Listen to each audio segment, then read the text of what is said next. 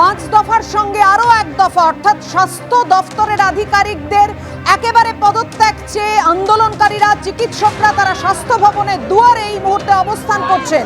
त्योहार और प्यार लाती है रिश्तों में ढेर सारा मिठास।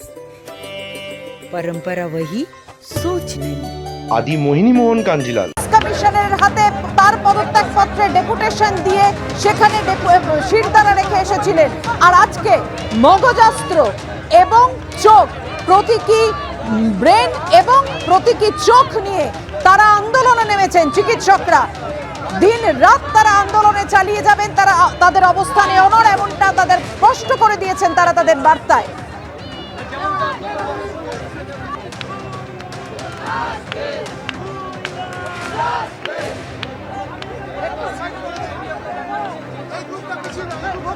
স্বাস্থ্য ভবনের সঙ্গে এই মুহূর্তে কোনো কমিউনিকেশন হয়েছে কিনা চিকিৎসকদের সরাসরি আপনাদের জানাবো। আমাদের সঙ্গে রয়েছেন আমাদের 4 প্রতিনিধি, জিলম করঞ্জাই, রুমা পাল, সন্দীপ সরকার এবং পুরুষোত্তম নারায়ণ পণ্ডিত। প্রথমেই চলে যাব সন্দীপের কাছে।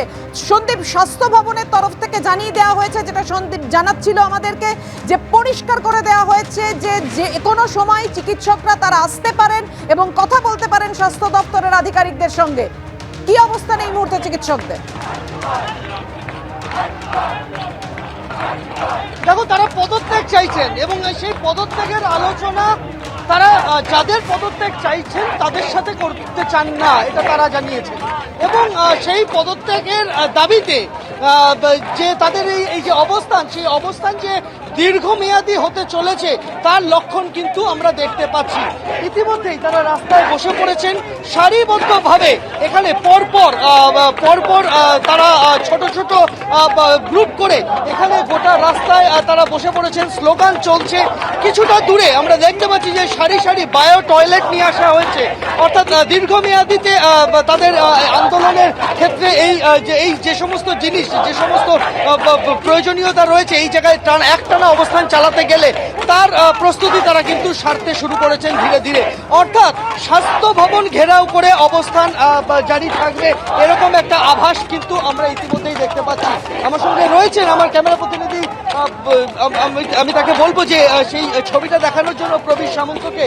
এখানে গোটা রাস্তা জুড়ে কিন্তু সারিবদ্ধভাবে তারা বসে পড়েছেন, তারা অবস্থান চালিয়ে যাচ্ছেন।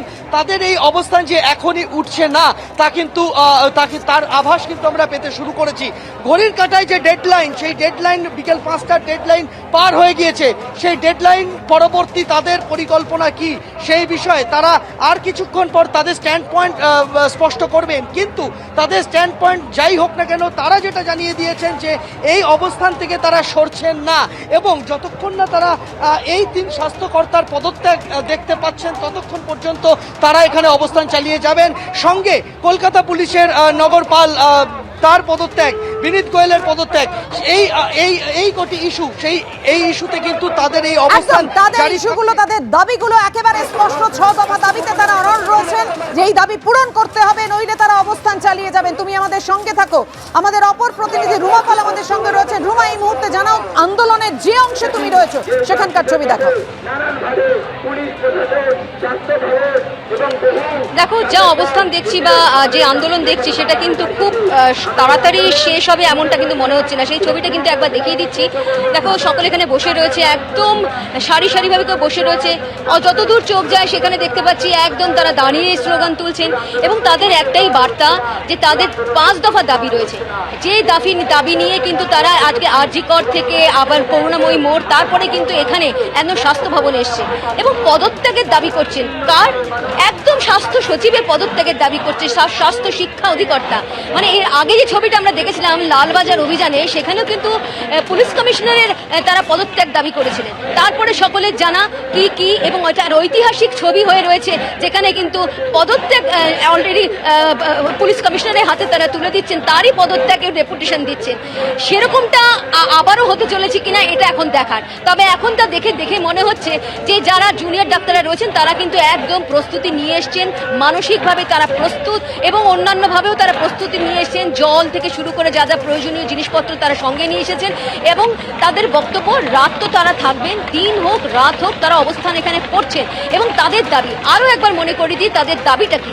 অবশ্যই আরজি কাণ্ডে যে প্রতিবাদে তারা নেমেছেন, তার বিচারের দাবিতে নেমেছেন, কোনো তথ্য লোপাট হয়েছে কিনা তার বিরুদ্ধে নেমেছেন এবং সেক্ষেত্রে কারা এরা জড়িত সেটা জানতে নেমেছেন। অন্যদিকে অবশ্যই স্বাস্থ্য দপ্তরের যে তাদের যে অভিযোগ, এই যে দুর্নীতির আখড়া হয়ে গেছে স্বাস্থ্য ভবন, তাদের যে অভিযোগ, সেই অভিযোগ নিয়েও কিন্তু তারা স্বাস্থ্য ভবনের সাফাই অভিযানে নেমেছেন এবং একদম পুরোপুরি স্বাস্থ্য সচিব থেকে শুরু করে একদম বড় বড় কর্তাদের তাদের পদত্যাগের দাবি করছে।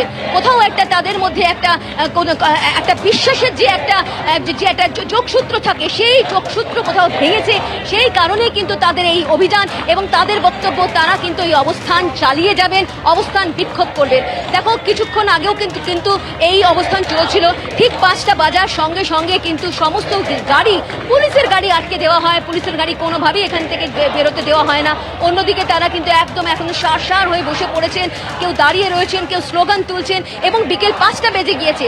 সুপ্রিম কোর্টের নির্দেশ অনুযায়ী বিকেল 5টার মধ্যে কর্মবিরতি তুলতে হবে, তা না হলে রাজ্য সরকার চাইলে যদি মনে করে তারা ব্যবস্থা নিতে পারবেন, সেক্ষেত্রে আদালতের কিছু করার থাকবে না। তেমনটাও কিন্তু তারা বলেছেন যে তারা কিন্তু কর্মবিরতি তুলছেন না, তারা দাবি নিয়ে এসেছেন স্বাস্থ্য ভবনে।